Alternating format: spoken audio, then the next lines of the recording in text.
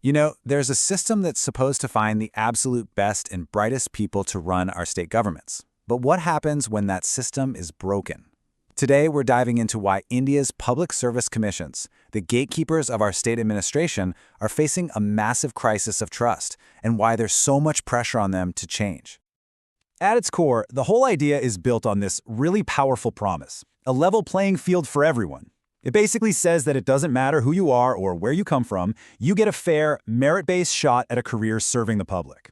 These commissions, they're supposed to be the impartial guardians of that promise. So that's the ideal, right? But what's actually happening on the ground? We're seeing protests, constant controversies, and just this huge wave of frustration from the very people who should believe in the system the most. So the big question is, why are the future leaders of our administration protesting the very institutions they want to be a part of?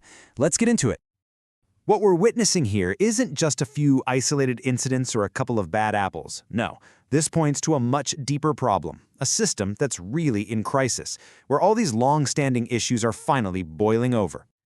A perfect example of this is what's been happening at the Telangana Public Service Commission. The protests and allegations there have really thrown a national spotlight on problems that have been simmering for years in many states, and it's making the call for some serious, deep reform louder than it's ever been. To really understand how we got to this point, we need to rewind the clock just a little bit. See, these institutions didn't just appear out of nowhere. They've got a history that goes all the way back to before India's independence. And this timeline is really fascinating because it shows this wasn't just some afterthought. The idea of an impartial body for hiring was being talked about way back in 1919. By 1926, it was a reality. And then, and this is the most crucial part, after independence, it was literally written into the Constitution under Article 315. So this wasn't just a policy, it was a foundational promise to guarantee integrity and independence. Okay, so with such a strong constitutional foundation, you have to ask, what exactly went wrong? Let's dive in and diagnose these specific problems that are plaguing so many of these state-level commissions today. And this slide just illustrates the gap perfectly.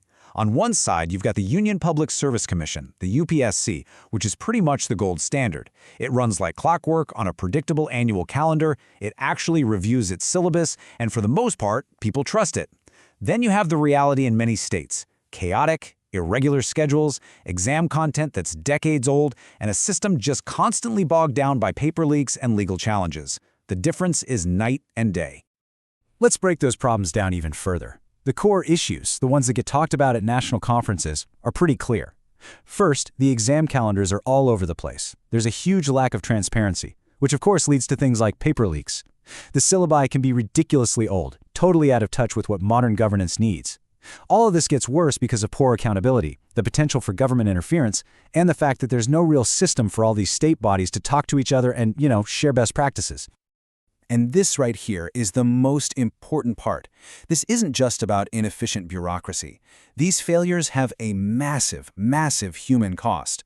They absolutely destroy the confidence of millions of young people who pour years of their lives, their hopes, and their families' money into preparing for these exams.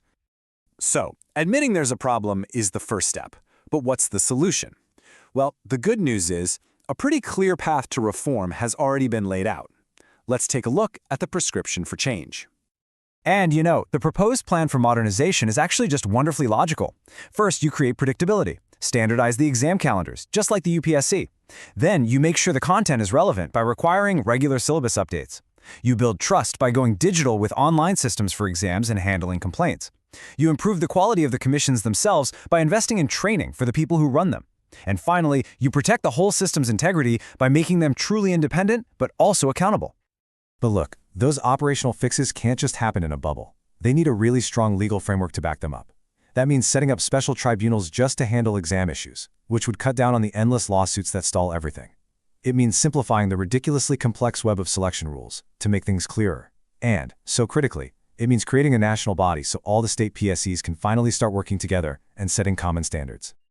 So, we've seen the problem and we've looked at the potential solutions. But let's zoom out for a second. Why does fixing these seemingly bureaucratic bodies matter so much to every single one of us? It really starts with this number: millions.